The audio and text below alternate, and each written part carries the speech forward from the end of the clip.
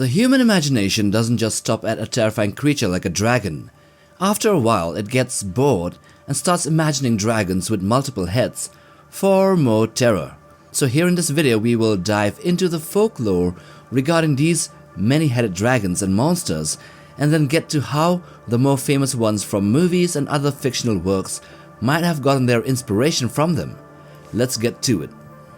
Beginning with the Greeks, they are of course well known for two things: democracy and weird mythological creatures, and also Sparta.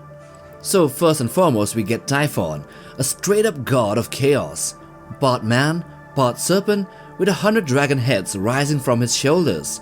Oh, and each head could spit fire, scream in terrifying animal sounds, and wreak destruction wherever they are unleashed. Typhon wasn't just scary, he was a cosmic level threat. He fought Zeus himself and almost won. If you've got a many-headed dragon in fiction, chances are its apocalyptic vibes are inspired in a way by Typhon. Even if it isn't directly, the inspiration for one can be traced back to this guy in one way or another. Then there is the Lernaean Hydra, one of Hercules' problems beside another similar beast called Ladon. This swarm-dwelling serpent, the Hydra, has multiple heads, and when you chop one off, two more grow back in its place. Talk about a headache. You see echoes of this regenerative trait in modern fantasy dragons, where kill one, two more show up, is a classic plotline.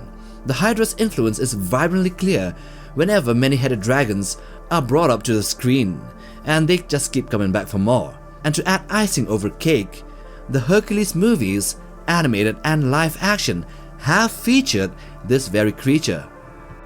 Now heading over to Romania, we meet the Balor, a fearsome multi-headed dragon, a serpent from local folklore over there. The Balor was often associated with storms, hoarding treasures, and sometimes kidnapping maidens, and was defeated by Saint George. In the Romanian language, Balori are monstrous serpents or dragons.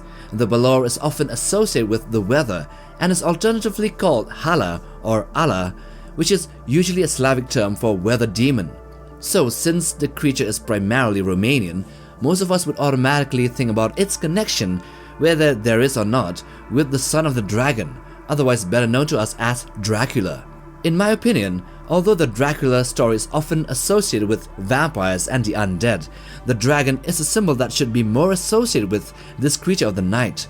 Anyway, in the 2020 TV series Dracula, and also in the movie The Voyage of the Demeter, the Count uses the alias Mr. Balor. But I think I'm going off on a tangent here. Anyway, as we are in the region, we should also explore the Zmei Gorinic, or just the Zmei, which are three-headed dragons of Slavic folklore. Like many Slavic dragons, these dragons are capable of breathing fire and are deeply tied to the land and weather, often associated with storms and droughts. So when you think about it, a dragon with three or more heads, evil in nature, and has power over storms, this kinda rings a bell, doesn't it? Maybe a Monster Zero inspiration here? But to properly connect the dots to the rival of Godzilla, we have to address another similar creature which is founded on a very distant land, the land of the kaiju. Here we have the Yamata no Orochi of Japan, which is a legendary 8-headed dragon and also 8-tailed dragon, a dragon serpent. This mythic creature is a very powerful deity and is seen as a malevolent creature in Japanese folklore. So this mythic creature has been showcased in movies like the most recent Brush of the God of this year, 2024, The Three Treasures of 1959, and Orochi, the 8-headed dragon, which was released in 1994. But of course, this leads us to the next King Ghidorah, who is the undisputed king of cinematic multi-headed dragons. Introduced in Ghidorah, the Three-Headed Monster of 1964, this towering golden beast became one of Godzilla's most iconic rivals. With three serpent-like heads, massive bat-like wings, and an otherworldly screech, King Ghidorah oozes out an alien otherworldly menace. Over the years, King Ghidorah has seen plenty of variants, each adding a unique twist to the mythos.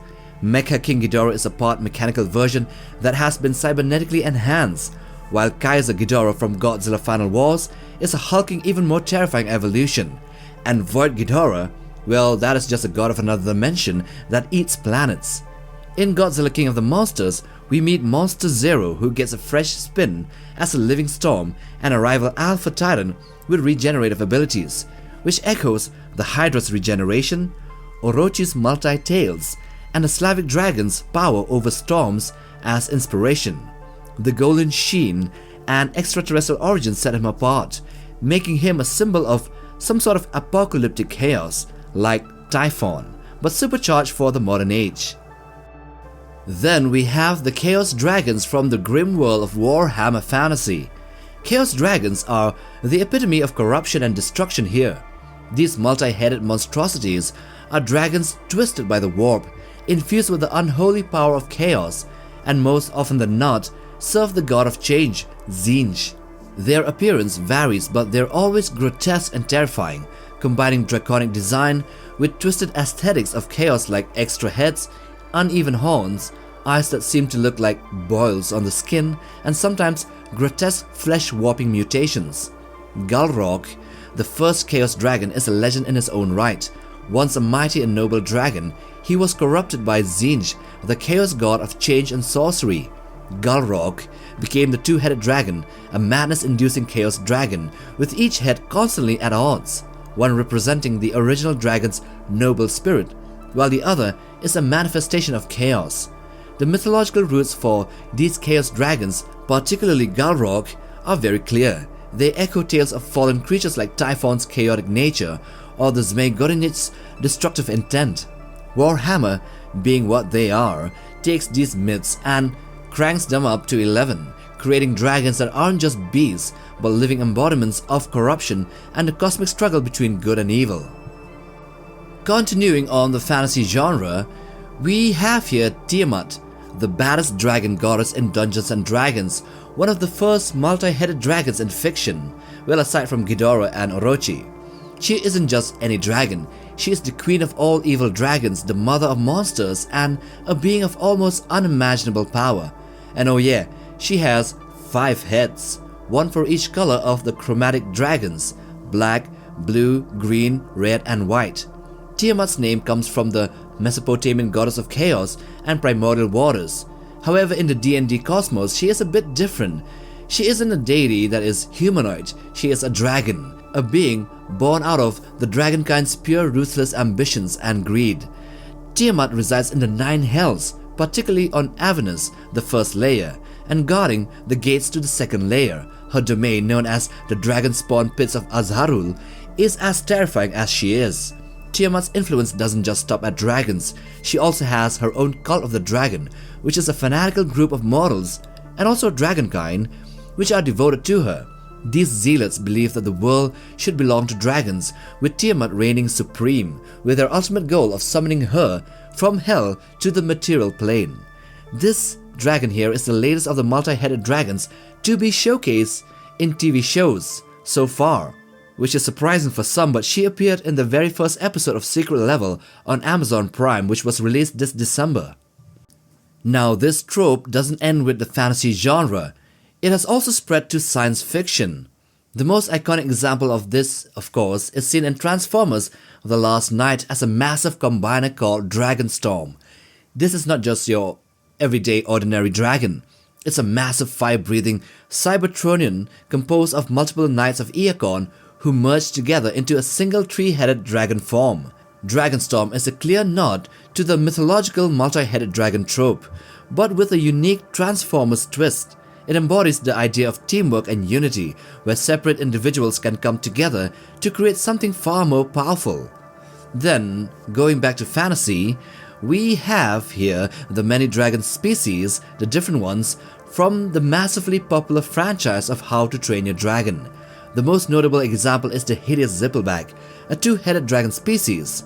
Each head has its own personality, one generating explosive gas while the other igniting the explosive gas. Then there is also the Snap Trapper and the Sea Shocker species. Multi-headed dragons here in this franchise gives off the series' core themes of understanding and cooperation, and of course they also add or exude a sense of goofiness and funniness. There are lots more of these many-headed dragons from animated movies, shows, and games, as well as books. The 1998 Quest for Camelot animated film, for example, has the comical two-headed dragon called Devon and Cornwall, while the more recent games like Elden Ring has a darker themed dragon lord called Placidusax, who is one of the oldest entities in the game and an enemy that is as haunting as it is powerful.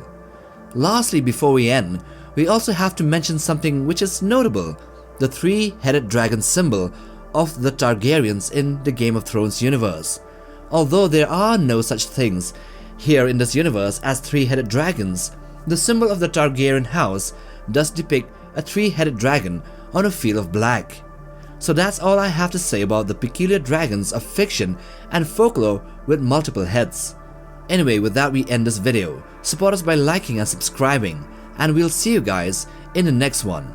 Take care, fam.